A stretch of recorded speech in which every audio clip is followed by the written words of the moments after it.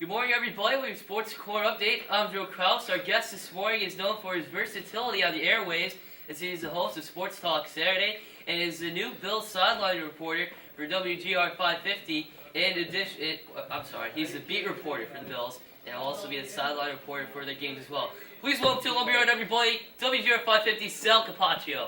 Sal, thanks for coming on. A pleasure. Thanks very much, Joe. Appreciate it, man. Thank you for taking time out of your busy schedule to be here with us this morning. Not too busy for you, my man. Not too busy for you. This is going to be great. We're going to get to your Ask Sal questions that you've been sending us to Twitter the past couple of days in just a few moments. But to start off, Sal, how did you get started in sports and journalism? Well, just like you, when I was a little kid, I grew up in Cheektowaga. I went to Cleveland Hill High School. But even when I was a little kid, I used to pretend I was Rick Jeanneret or Van Miller and take a microphone and watch TV and do play-by-play. And I always wanted to be involved in sports. And, you can ask me about anything about a car, I know where to stick a key, but I can probably tell you, the roster of the 1984 Buffalo Bills and every Heisman Trophy winner for the last 30 years. So it's a passion of mine. I wanted to do it for a living, so I went to Syracuse University, known as the one of the greatest schools in the country to do this. And, found my way back to Buffalo after working in Florida the first 16 years of my career. When you do play-by-play on the TV, the viewers, they can see the action going on, whereas when you do it on the radio, you're the eyes and ears for the fans. So what are some of the techniques that you use for both of them? That's a great question, and I'm glad you actually noticed that because it is different. And on TV, you just want to be a complement to what people are seeing. So you want to be a little bit, just fill in the blanks a little bit here and there. Oh, three-pointer by whom or whatever. But on radio, you got to be more wordy, more descriptive, use colors, use directions. He's got it in his right hand, moves into the left corner, kicks it out on top of the key. People don't need that on TV. They can see what's going on, but you definitely have to be a little bit more wordy when you're on the radio. Here's one of our Twitter questions from one of our loyal listeners, at @C_Priester8.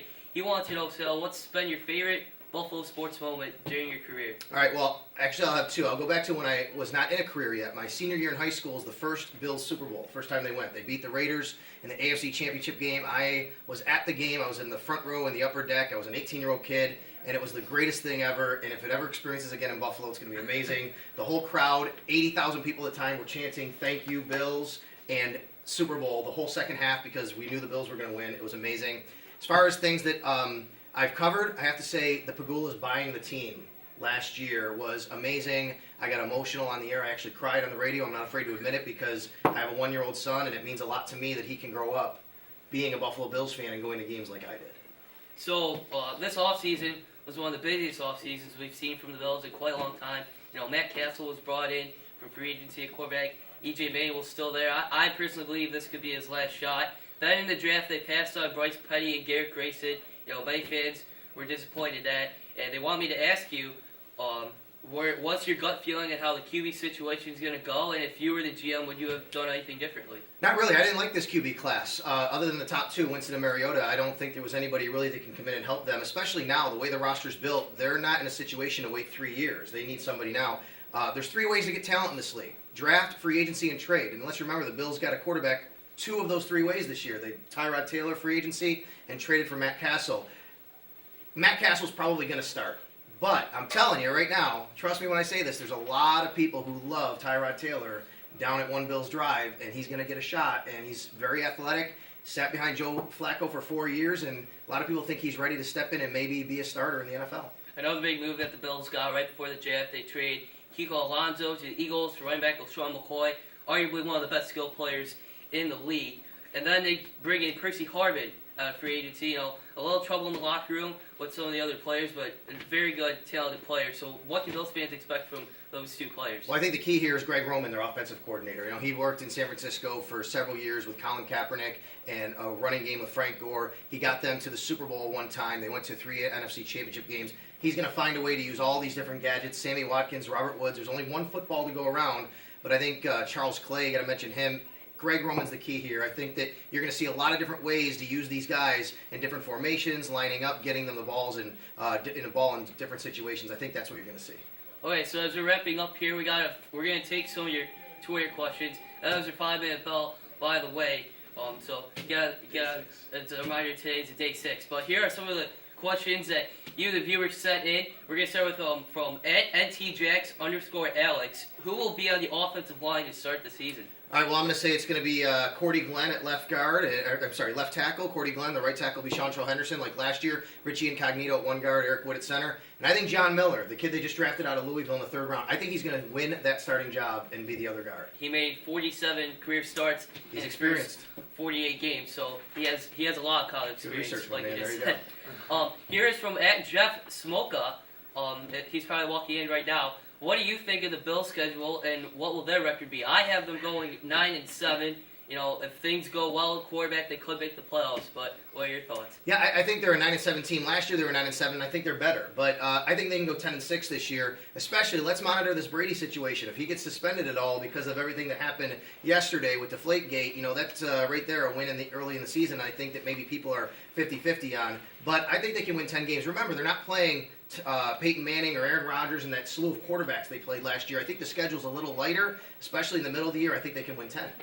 Here's from @TJ Iacano. Do you think Ronald Darby, and he was picked in the 2nd round, by the way, do you think he has a chance to start opposite Stephon Gilmore in his rookie season?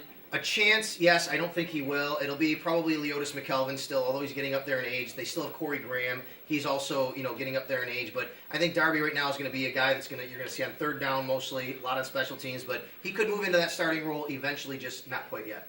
Here's from @TheOC_20. Do you think the Bills are going to sign La'el Collins? Rex Ryan met with him personally in Baton Rouge yesterday. Now the Dolphins are interested in him too. So what are the chances of him coming to Western New York? Well, they're one of 32 teams really, I think, interested because he's the Cowboys and the Chargers and the Giants and the Patriots. Everybody's interested in La'el Collins. I wouldn't bank on the Bills signing him, but Rex Ryan can be a pretty persuasive guy, so that would be great for them. But there's a lot of suitors out there, and I think La'el Collins, in this situation, he can choose where he wants to go. It'd be great, but I wouldn't count on him being a Buffalo Bill. Last one here. This is from @NKraus33. What grade would you give Rex Ryan for his first draft as a Bills head coach, and why? And then I have one more question about Rex. How would you describe Rex Ryan's personality in a couple of words? Excuse me, in 3 words or 2 or 3 words, energetic, positive, and charismatic. You know, he's always out there. He's willing to talk. He's willing to be positive, get everybody going. Well, it's not his draft. You know, it's really Doug Whaley's. But in his first year as head coach, Rex Ryan, I would give the draft a C, and only because they didn't have a first-round pick, no high-end talent. But they hit on everything they wanted. They took 6 guys, 6 different positions. That's good diversity, and they filled the back end of the roster. We still have a couple of minutes left here. Let's talk about the Sabres real quick. You know, it looks like Jack Eichel could be on his way to Buffalo. It's actually intriguing because it's going to be Rick Jarrett's last season on the mic. If the Sabres get Jack Eichel, do you think Mike Babcock is going to be the next Sabres coach?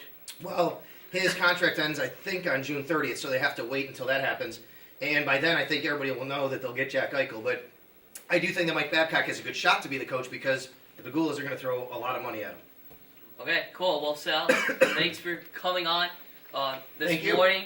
Hopefully, you know, maybe during the season we can have you come back on, and you know, hopefully you can find out for us Rex Ryan's favorite chicken wing flavor. Well, I do know he ate gumbo during that dinner. He confirmed that to me with La'el Collins. So Okay, cool. Sal Capaccio, everybody, from WGR 550. One last note, NC softball got the win in 9 innings yesterday against Kent East. Rachel Kraus striking out 11 batters in the team's 9-6 win. Congratulations to the ladies this morning. Thank you all for watching. We'll be back in just a moment with the rest of your morning announcements.